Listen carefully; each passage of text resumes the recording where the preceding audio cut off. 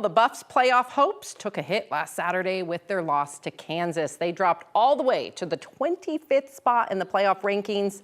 That's a lot. Yeah, so there's no at-large bid coming their way as far as the college football playoffs. They still can make it, though, if they can win the Big 12. To do that, well, they'll need some help to try to get to the championship game. So we have a on-staff sports nerd, Jack Linehan.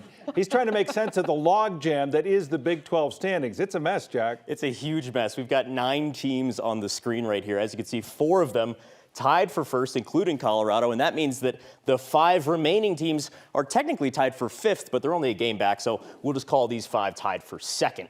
Now, CU has to beat Oklahoma State. Any and all paths involve them winning on Friday against OK State. The easiest path would then be 2 of the remaining 3 teams above them losing, and then you get either Colorado being the only team at 7-2 or one of 2 teams at 7-2.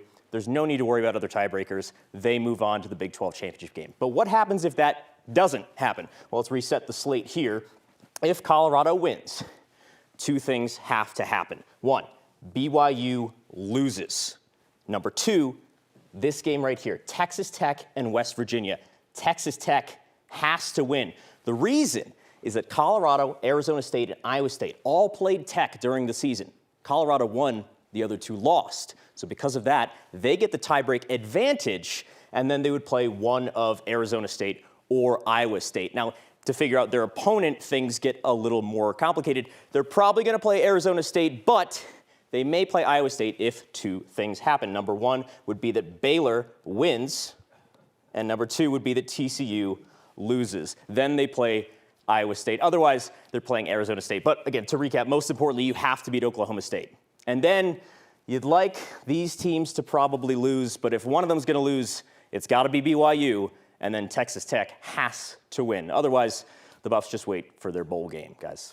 Yeah, I don't want to say that's complicated, but our science guy's here, Steve Spangler, and he left in tears. I saw, and I mean, it was so impressive, Jack, and it went right over my head. I didn't understand that. This is why they pay me the sports nerd bucks.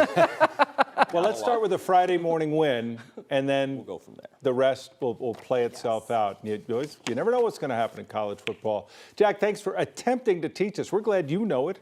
Well done. Well done.